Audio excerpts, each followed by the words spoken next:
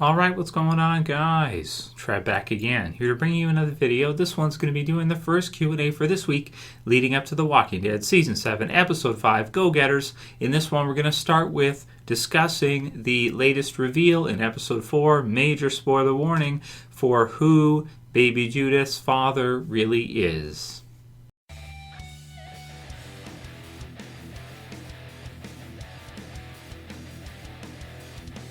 And like I said, spoiler warning, so you want to see episode 4 before you watch this. I assume everybody has. So wanted to do this to start off the Q&A because I think it's a huge reveal in the series. It's something that I just got a question for this one. Literally, I think maybe 2 months ago or so, this summer. And it's something that has been, talked about in Q&As now, like I said in my review, for the last 5 years. Since season 2, pretty much. Now we're into season 7. Around this time when we find out from Lori that she is, in fact, pregnant, and from the comic books, in the comic book version, it's clear that it's Shane. So you can see Lori, she has some kind of flashbacks of what happened with Shane. The timing made perfect sense that it would be Shane's and that it could not have been Rick's in the comic book series. Now, in the TV series version, it was a little bit more confusing than that because Rick got back the season prior, and then, in episode 3, Tell It to the Frogs, and then, we have like the next season. So there's a time period in between there. Rick and Lori had been together,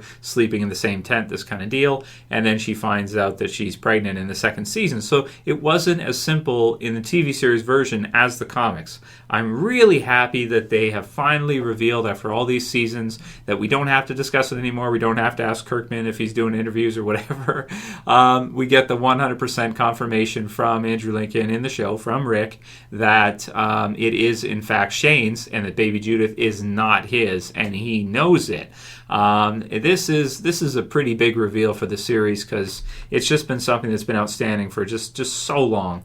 So I'm really glad they added this one in because I feel like this season we have the huge premiere, but then since the premiere we haven't had anything kind of in terms of wow factor. We had the Tiger, we had episode 2 with the Kingdom, we had episode 3 with the Cell, which is a good episode. The music and everything is annoying and everything. You guys have seen the reviews for it. Episode 4 has got some really fun comedy. It's got some good stuff with Negan in that. But, I really feel like that was a great add-in for the episode that really made episode 4, a really good episode compared to how it was going to be if they didn't extend it, they didn't include that, and they didn't include the bullet part at the end. It really made that episode a lot better, I feel like.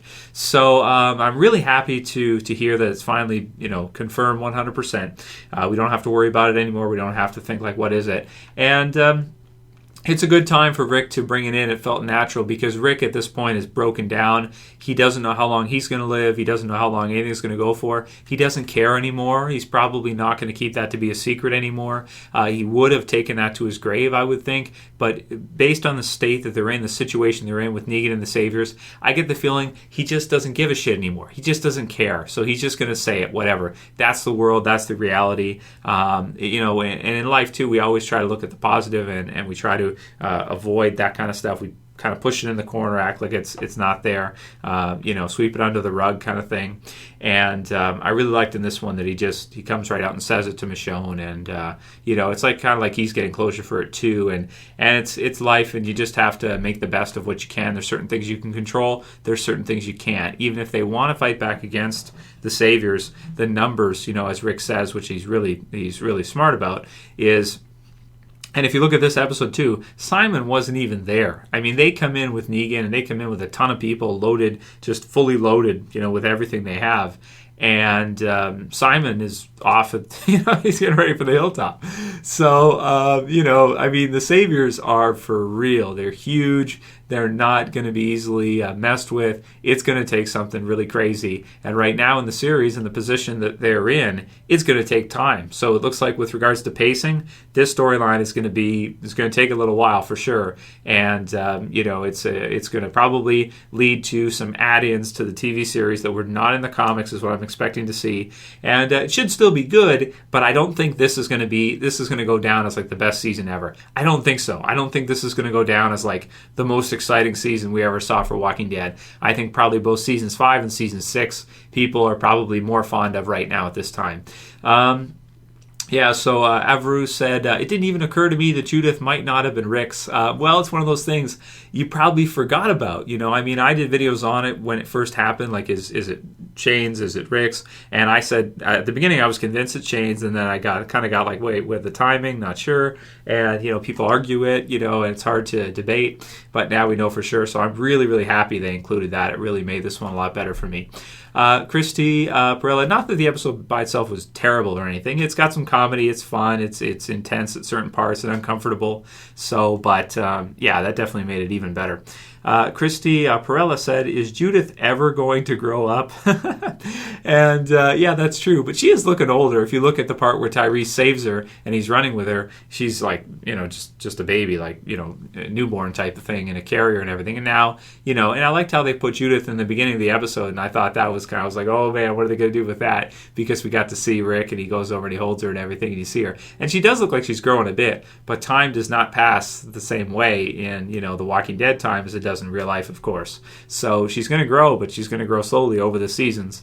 And we may never see her as like a, 10 or 20-year-old or something. Maybe not. Yeah, just a heads up for everybody. I added this one in here. Wanted to add in this note. Just a heads up for comments and stuff.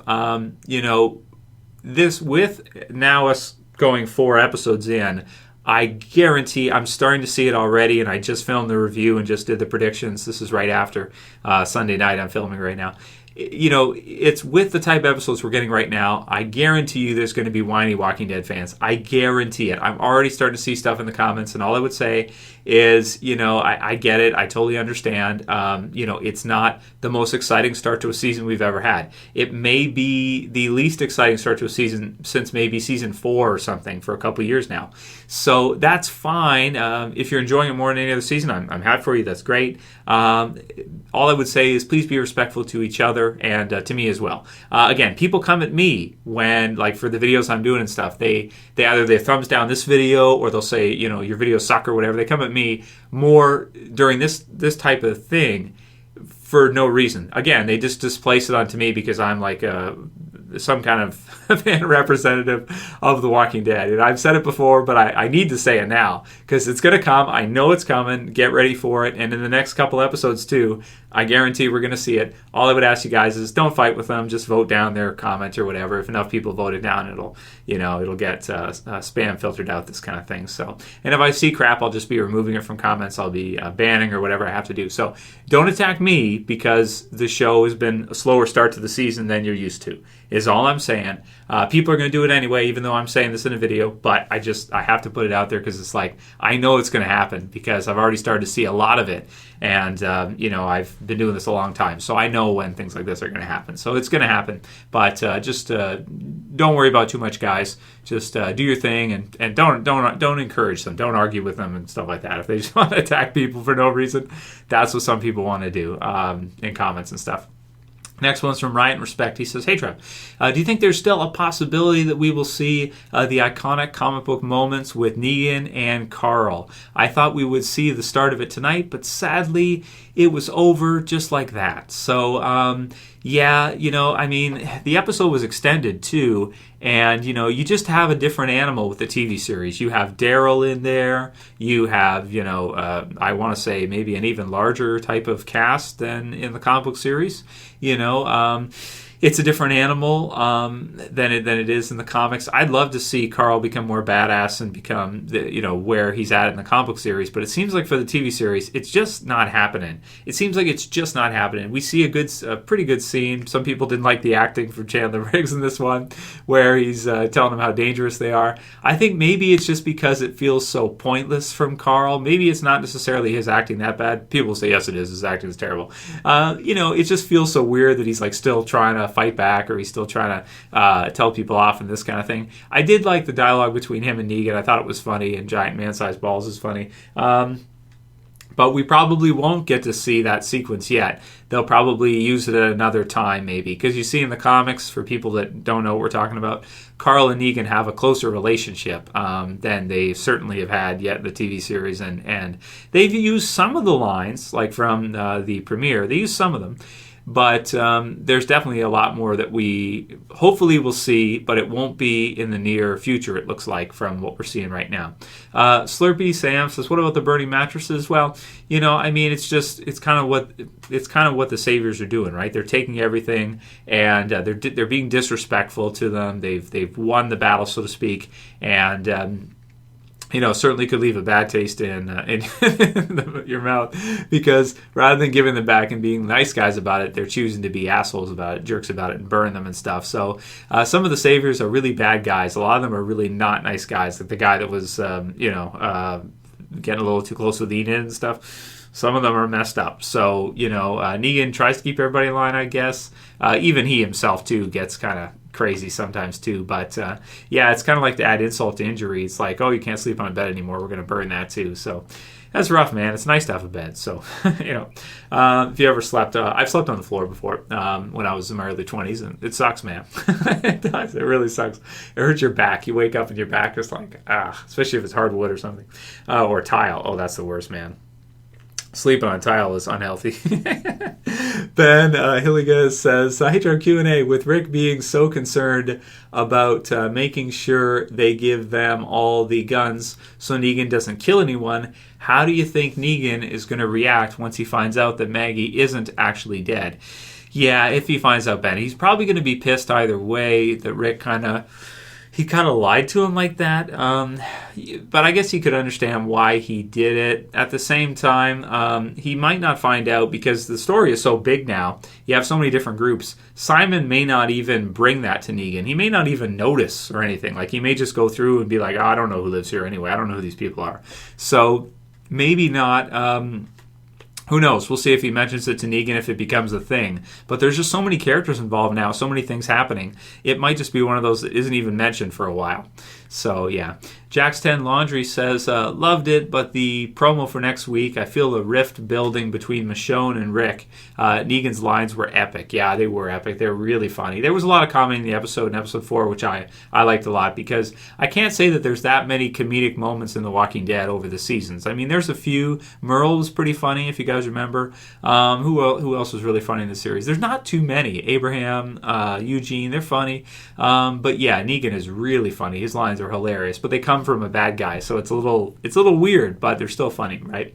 The rift building between Michonne and Rick, yeah, there definitely is, but what can they do? There's not really much either of them can do right now. I mean, if they do fight back, if they were to fight back before they gave up all their guns or run or something, I mean, it's pretty tricky, I mean, it's tough either way, right? If you surrender, it sucks either way. So this is where, you may want to fight to the death if you get involved in a battle or a war or something.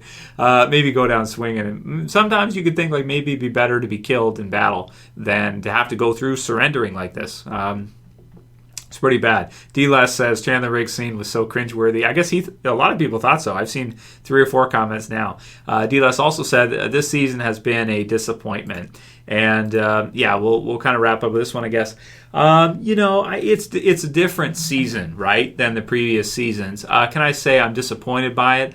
Definitely the premiere was not a disappointment. The premiere was pretty incredible and insane. I feel like it's just kind of coming down after the premiere because we're getting a fully new story. I thought this episode was probably the best of the 3 we've had after the premiere. But knowing that it's going to be a Tara and Heath episode, and episode 6 and episode 5 looks okay, it's a different type of story now. There's a lot more characters, a bigger world. You're not just focusing on a smaller group of survivors surviving. So I can see that. I think so far seasons 5, season 6 are probably more exciting for pretty much everybody.